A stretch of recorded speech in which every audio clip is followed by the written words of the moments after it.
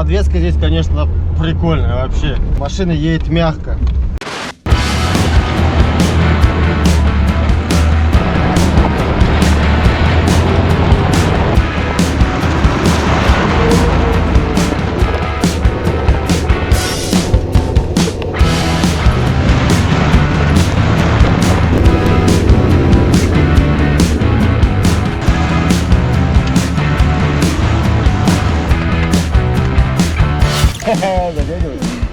Друзья, всем привет! В этом видео я сниму обзор про свою Toyota Forerunner в 130 кузове.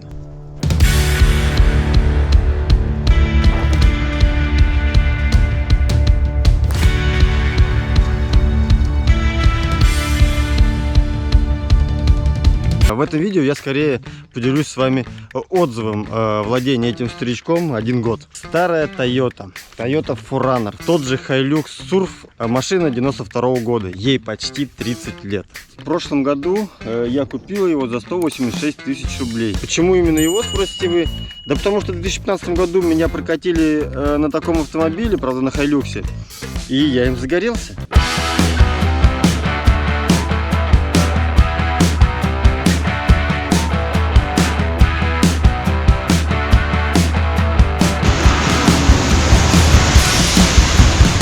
Колеса у меня примерно 31,5, что-то как-то так.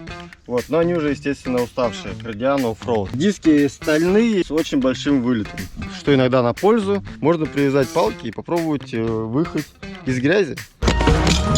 У меня есть, кстати, этот метод, вот здесь по ссылочке переходить. По подвеске. Сзади у меня пружины и мост. Спереди независимая рычажная подвеска на торсионах. Конструкция в целом такая надежная. На машине реально комфортно и мягко ехать. За год владения в подвеске я только приварил верхнее крепление рычага вот, от торсиона, который идет на раму. И в принципе все. Я как понимаю, это одна из каких-то слабых мест этих автомобилей. В остальном пока ничего не делалось. Из-за того, что спереди независимая подвеска, у нас стоят привода. Вот, опять же, с момента покупки автомобиля я поменял и правый, и левый привод. Это тоже как бы слабое место, да и ребята на форумах говорят, что это обычные расходники. В основном ломаются шрусы, которые находятся у нас в ступице.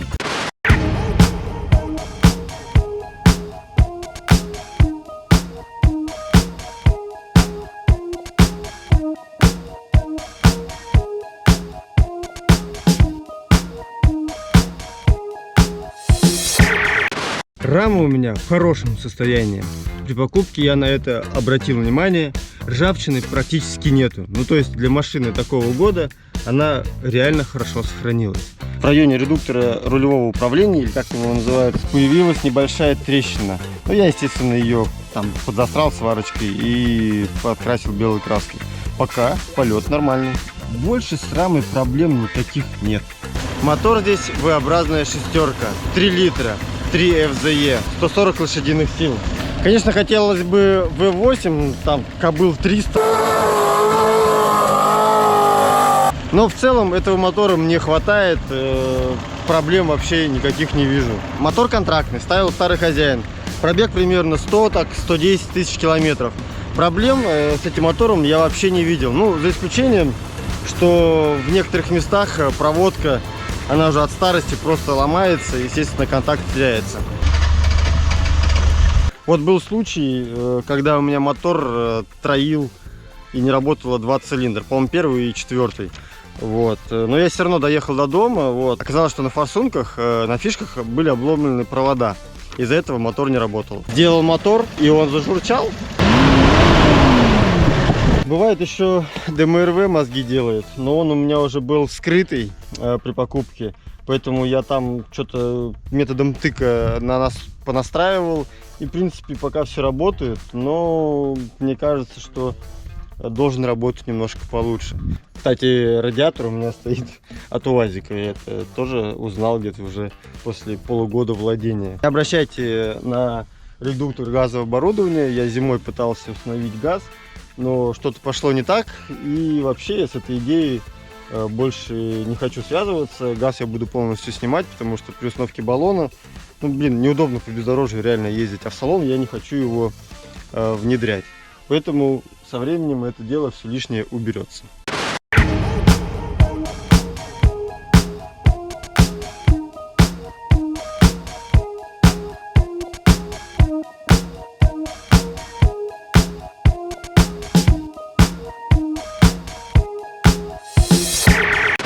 Коробка передач здесь механическая, пятиступенчатая. Переключается отлично, нареканий по ней вообще никаких нету. Она работает в паре с механической раздаточной коробкой. Раздатка. Ее я уже менял. Раздатка здесь, как и во многих автомобилях, цепная. И проблему, естественно, вы знаете. Растягивается цепь. И издается такой неприятный треск и вибрация в автомобиле.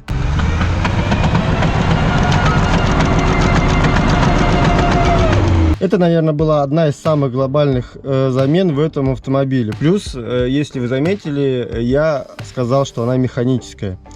Ну, как не сказал продавец, что такая шла только на форанерах. Никакой электроники. Надежность, но получается сложнее ее найти. Также мне ребята сказали о том, что кто уже владеет подобными автомобилями, если за раздаточной коробкой правильно следить, правильно ее использовать, то машина проедет долго и вообще не будет делать тебе мозги.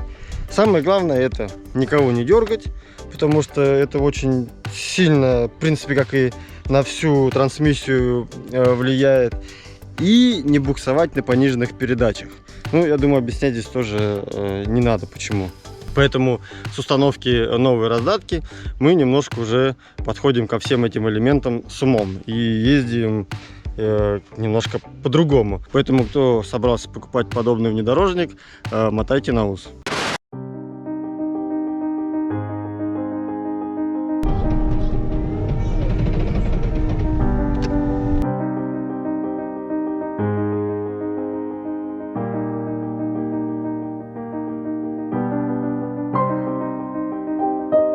Сзади стоит заводская блокировка LSD или LSD, как правильно, не знаю. На ходах на самом деле очень помогает. Туда тоже заливается специальное масло для блокировки дифференциалов. Спереди стоит обычный свободный редуктор. Вот, конечно, хотелось бы поставить блокировочку. Ну а теперь кузов. Ни время, ни условия использования этого автомобиля не щадят его. Скажу честно, за год я его ушатал. Я залатал множество дыр, которые были внутри кузова. Их на самом деле-то не так уж и много было. У кузова однозначно есть минус. У него слишком свисает задняя часть.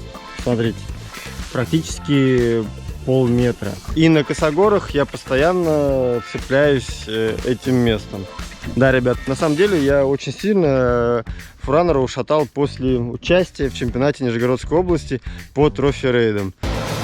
Стой! Все деревья я на нем пособирал из-за того, что, опять же, автомобиль длинноватенький такой, и между деревьев маневрировать на нем сложновато. Но все равно мы справились. Но есть и плюс. Посмотрите, я просто валяюсь в кузове с вытянутыми ногами. Вот тут спальное место, елки-палки. Эта часть тоже складывается, просто у меня установлено сейчас детское сиденье здесь, и я не буду его складывать. А в целом здесь удобно. Я ростом 1,82 м спокойно помещаюсь с вытянутыми ногами. Хопля. Ну разве не здорово, а? Вот так вот все это дело выглядит.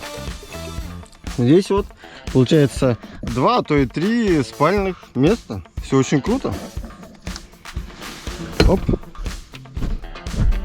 И все. Можно ехать дальше. Этот кузов похож на универсал, который просто поставили на раму. Именно поэтому, когда садишься первый раз за руль, такое специфическое ощущение. Именно поэтому, наверное, хозяин поставил сюда сиденье от Kia, которое может поднимать его вверх или отпускать вниз. Потому что я неоднократно встречал на форумах, как ребята в однородные сиденья поставляют проставки, чтобы поднять чуть-чуть выше сиденья.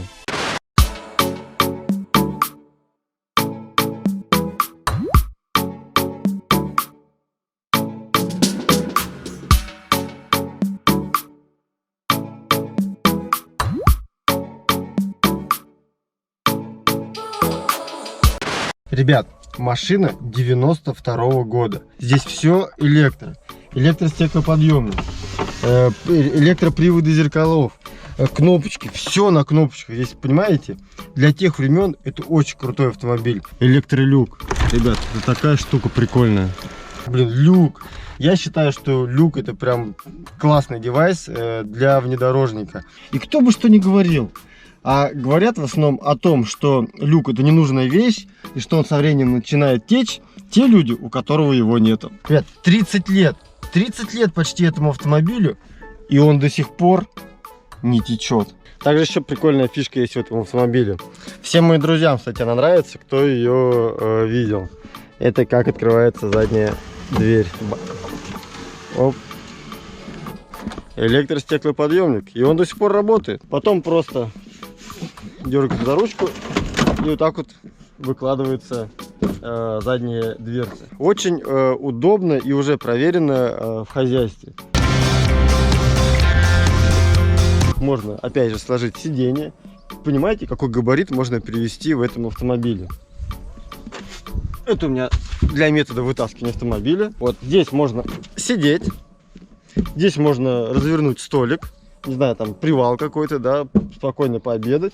Также можно закрыть эту дверь, когда вон там вот всякого барахла накидали, а габаритный груз сверху примерно отсюда торчит, оттуда ничего не выпадает, и как бы кайфово, реально кайфово. Эта тачка для бытовых нужд каких-то, она вообще просто незаменимая. Реально классно. А если бы еще сверху был багажник, но это у меня в планах. Подготовить его в плане экспедиционника. На данный момент сейчас мне не хватает магнитолы, но она у меня там где-то валяется, короче. Ну, это как дело поправимое. Мне не хватает кондиционера. Хотя мотор контрактный шел с компрессором. Старый хозяин так говорил. Я до сих пор его не забрал.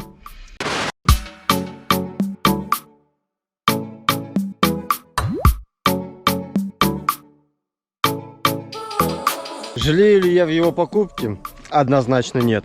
Ребят, он очень прост и надежен. В проходимости он не уступает многим рамным внедорожникам, а некоторые даже и превосходят. Хочется сделать на самом деле многое. Я хочу установить сюда экспедиционный багажник. Он очень помогает перевозить всякое барахло. Я бы хотел установить сюда 33-е колеса. Ну, пока 33-е, потому что с владельцами я общаюсь. Они говорят, что 33 колеса это самый оптимал для раздаточной коробки, цепной именно. Вот. Все остальное уже как бы испытывает большие нагрузки. Хотелось бы, конечно, поставить усиленные бампера, немножко привести внешний вид кузова в порядок, расширители поставить. Ну, такие вот элементарные блокировки сделать. Мечта, наверное, идиота поставить сюда, не знаю, мосты от крузака, что ли, от 80-го, либо от Nissan Patrol. Запчасти на этот автомобиль до сих пор продаются. Мало того, что у этого автомобиля даже есть китайские аналоги. Great Wall. Существует очень большое количество разборок, но с каждым годом, естественно, запчасти все равно дорожают. Спасибо ребятам из Казахстана, которые создали чат, форум в WhatsApp, и через который можно всегда найти какие-то запчасти, решить какую-то проблему. Спасибо большое организаторам этого чата.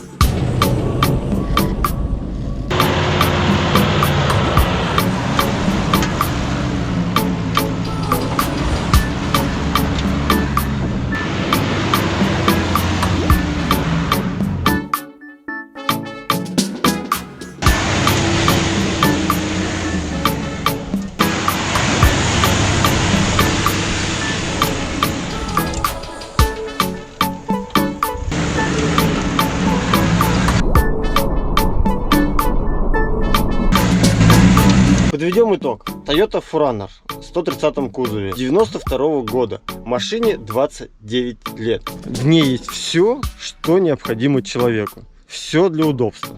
Она комфортна в управлении. Она, в принципе, хорошо ползет по бездорожью. И надежная. За год владения этот автомобиль всегда привозил меня своим ходом. На пердящем моторе, без передних приводов. Я всегда приезжал на нем. Извините, на этом автомобиле я и не по асфальту катаюсь. Поэтому, ребят, Автомобиль реально заслуживает лайка. А что вы думаете об этом? Напишите, пожалуйста, в комментариях. Ребят, а также напишите в комментариях, на чем вы катаетесь по бездорожью. Ну а на этом мое видео подходит к концу. Спасибо вам огромное за то, что вы посмотрели его до конца. Обязательно подпишитесь на мой канал, кто еще не подписался. Ставьте лайки. Ну а с вами мы увидимся в следующем видео. Ну и с теми, кто живет поближе на бездорожье. Всем пока!